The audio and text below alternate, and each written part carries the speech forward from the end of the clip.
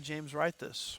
Here is what I consider to be a valid purpose statement. James wrote this epistle in order to show his Jewish Christian, Jewish believing readers living in the diaspora in Babylon how to please God in daily life. They weren't worried about how to please God positionally. They were worried about or concerned about how to please God in daily life. And if you just put yourself in their shoes, you can understand why they're concerned about this. They're living outside Jerusalem in the diaspora. They don't have an apostle there. Peter would come later. They don't have the law because they have enough understanding to know that they're in the age of the church, so they're not bound by the Mosaic law the same way the Jews in the Old Testament era were. They knew from their national history how God dispersed the northern kingdom, took the southern kingdom into captivity, divided the nation after Solomon left the throne. They knew from their national history that God cares about how we act, and so consequently they have all of these question marks about practical righteousness, and they want to know, how do I achieve a practical righteousness which is pleasing to God? So James wrote in order to show his Christian Jewish readers living in the diaspora